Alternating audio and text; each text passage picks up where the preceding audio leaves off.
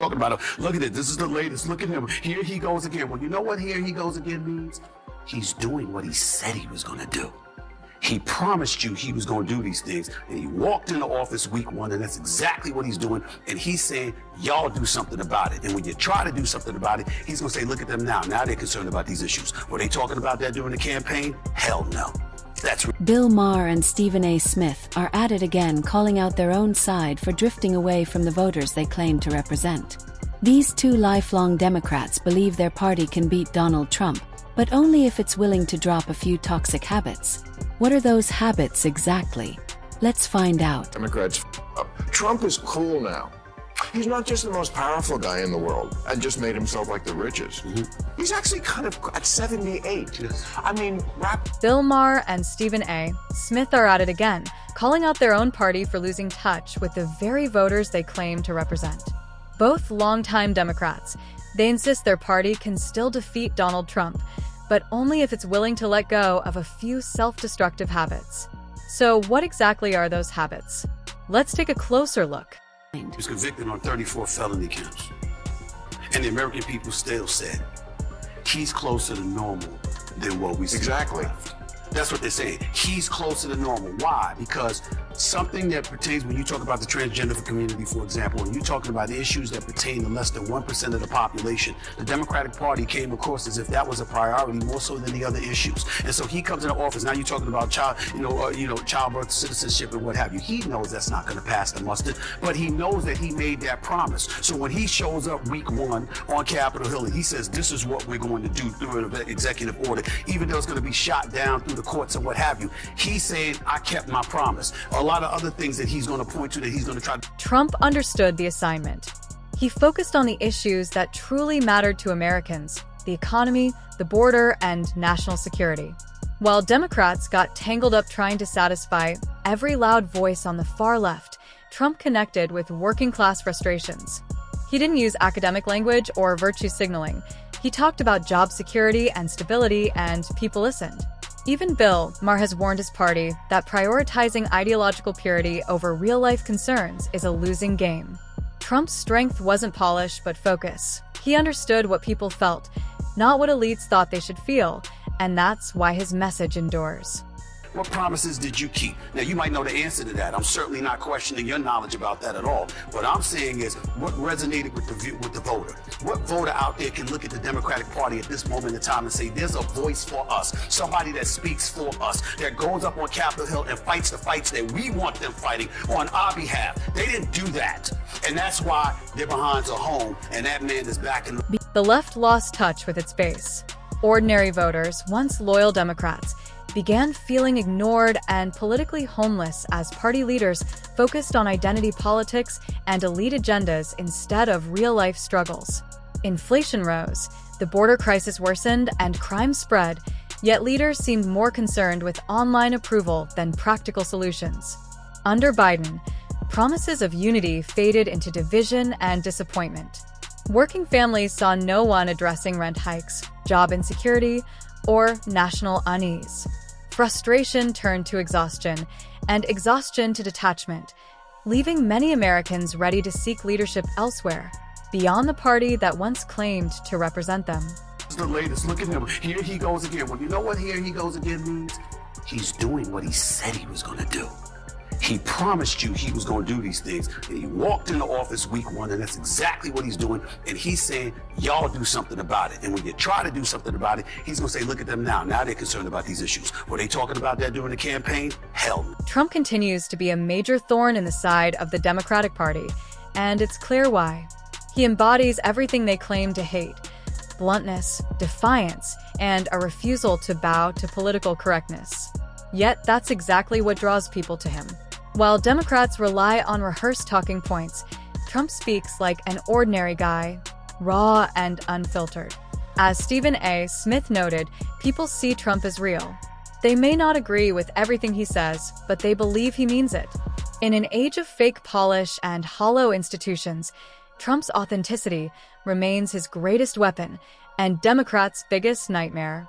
Yes, That I'm was not, gonna be the I'm not bottom. mad Yeah. one Yeah. because when I see, especially in the aftermath of the election, some of the things that transpired with the Democratic Party, you know, in effort to manipulate the election and the vote, it really ticked me off. When you hear people talking about practical things, and then I saw folks on the left basically trying to guilt me into voting for you, it bothered me. I might have ended up voting for Kamala Harris because I didn't like how Trump acts. But what I didn't do was call him a racist. I didn't call him a Nazi. I knew Trump before he ran for president. Yeah.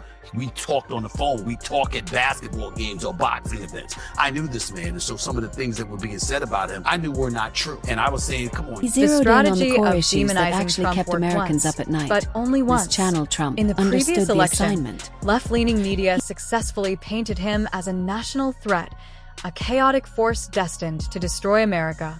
For a time, the fear campaign stuck. But by 2023, cracks appeared.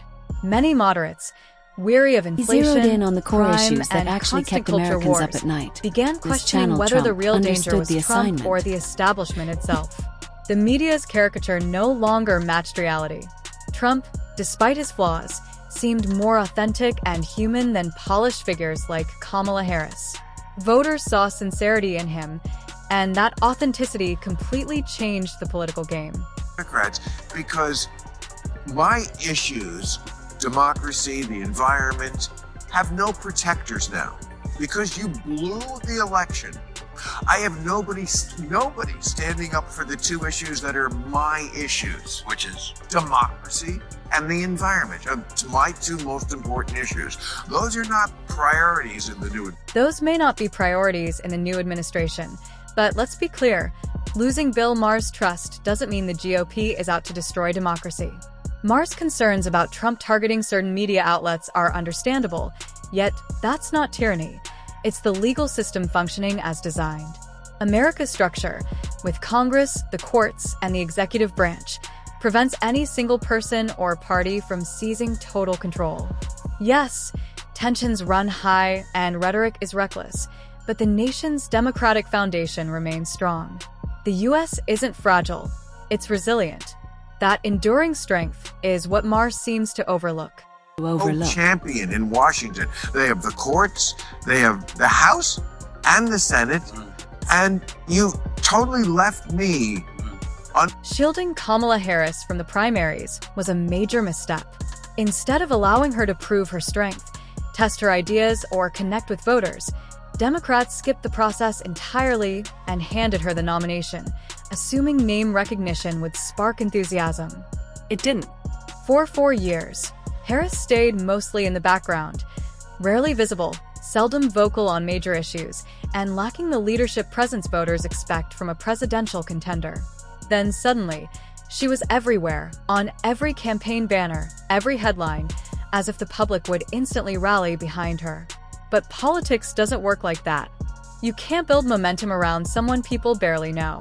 The Democrats' shortcut to excitement became a spectacular collapse of expectations and credibility. Did you discuss the economy enough? No.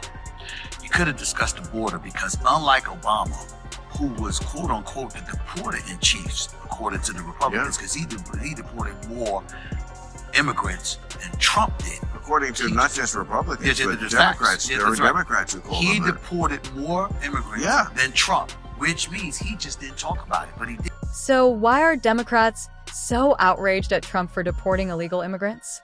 The anger seems selective, considering Barack Obama, one of their own, oversaw more deportations than any president before him. The issue isn't morality, it's optics. When Trump enforces immigration laws, it's labeled cruelty. When Democrats do it, it's called policy. Both parties have used immigration for political gain, but the difference lies in presentation. Trump didn't sugarcoat or apologize for his actions, and that's what truly infuriates his critics. His bluntness exposes the performative nature of modern outrage, revealing that, for many, it's more about image than genuine principle. Looks in the office, and day one you sign an executive Day order one. that opens the border, and you let more than 12 million immigrants. When Biden took office, his first move was an executive order that effectively loosened border controls, allowing millions to enter illegally. In doing so, his administration unraveled much of what Obama had built, leading to predictable chaos. Over 2 million migrants crossed with little vetting, fueling underground economies, drug trade, and human trafficking that now burden American cities. Once safe neighborhoods face rising crime and strained social services. What began as a show of compassion became a national security crisis. Ironically, it's Trump now trying to restore order. His approach may be tough, but it recognizes reality. Borders matter. From shielding Kamala Harris to mishandling immigration, Democrats' contradictions are catching up to them. Their outrage feels selective, their solutions inconsistent. Meanwhile, Trump continues to resonate with Americans seeking safety, order, and authenticity. If Democrats hope to regain trust, they must confront their failures honestly, or risk losing the voters they claim to represent.